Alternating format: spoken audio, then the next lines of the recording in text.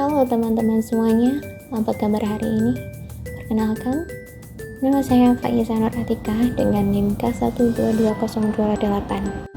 Kira-kira kalian pernah membaca sebuah cerpen yang membuat kalian senyum-senyum sendiri atau tidak? Atau justru cerpen yang endingnya mind-blowing?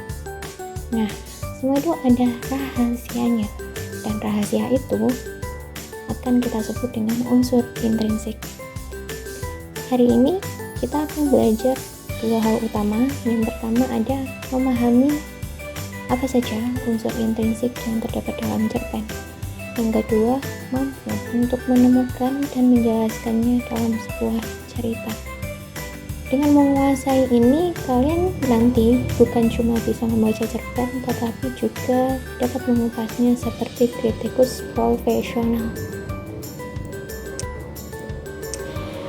Baik, kita kulik satu persatu. Kita mulai dari fondasi utama sebuah cerita, yaitu tema.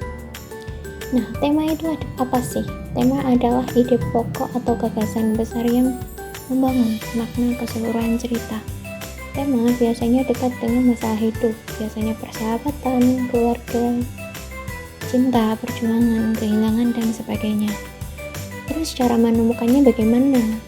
Cara menemukannya itu dapat dilihat dari apa yang dipikirkan, dirasakan, diinginkan, atau bahkan dipertentangkan oleh para tokohnya.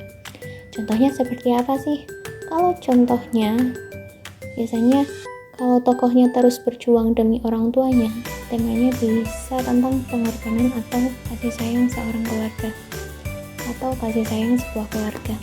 Ingat, untuk memahami tema, kalian harus melihat keseluruhan isi cerita, bukan hanya satu paragraf. Nah, selanjutnya di sini kita akan membahas tokoh.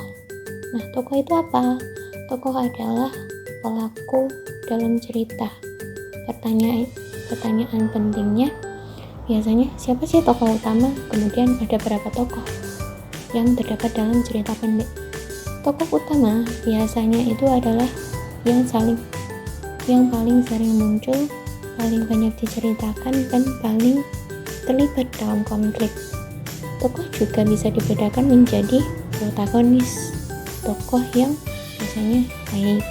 Kemudian ada tokoh antagonis atau tokoh yang biasanya diperankan dengan karakter negatif yang nantinya akan membuat konflik semakin seru. Tadi ada tokoh, sekarang kita ada penokohan. Nah, penokohan adalah bagaimana seorang pengarang menggambarkan sifat tokoh.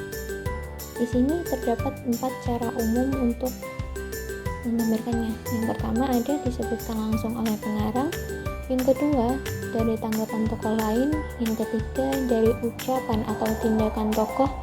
Yang keempat, dari lingkungan sekitar tokoh. Nah, di sini ada sebuah penggalan cerpen. Contohnya, aku ingin membeli pakaian seperti kamu meskipun harus meminjam uang dari kakakku. Dari di sini kita bisa mendesak watak tokohnya, yaitu poros, berlebihan, dan ambisius. Seru ya? Dari satu kalimat saja kita bisa membaca karakter seseorang. Kita lanjut ke latar, atau bisa kita sebut dengan setting. Latar atau setting biasanya menunjukkan tempat, waktu, dan suasana sosial dalam sebuah cerita pendek. Latar membantu kita untuk merasakan suasana cerita, apakah terasa tegang, hangat, ataukah sendu. Contoh, di sebuah desa kecil pada dini hari yang berkabut, kita langsung bisa membayangkan tempat dan atmosfernya. Selanjutnya ada alur. Nah, alur itu apa sih? Alur adalah rangkaian peristiwa yang saling berhubungan sebab akibat, atau biasa kita sebut dengan kausalitas. Nah, alur itu ada 3 jenis. Alur maju, biasanya cerita kronologis, bergerak ke depan. Nah, di sini biasanya dari diceritakannya misalkan tokoh utama dari kecil hingga dewasa. Kemudian kalau alur mundur, yaitu cerita dimulai dari akhir lalu kembali ke masa lalu. berarti biasanya kita sebut dengan flashback. Biasanya diceritakan seperti tadi, kalau alur maju dari kecil hingga dewasa, kalau alur mundur berarti dari dewasa hingga dari dewasa ke kehidupan masa lalu. Kemudian kalau alur campuran itu ada alur maju dan alur mundur secara bergantian. Misalkan pada saat diceritakan seorang tokoh utama itu dari kecil hingga dewasa, kemudian di pertengahan cerita ada flashback dari masa lalunya, seperti itu. Alur ini membentuk ritme cerita, baik apakah cerita itu nanti akan cepat, lambat, penuh kejutan, atau tenang. Nah, selanjutnya ada sudut pandang. Sudut pandang adalah tempat berdirinya pengarang dalam bercerita. Nah, sudut pandang ini ada 3 juga. Ada orang pertama yang biasa kita sebut aku, orang kedua yang bisa disebut kau, dan orang ketiga yaitu dia.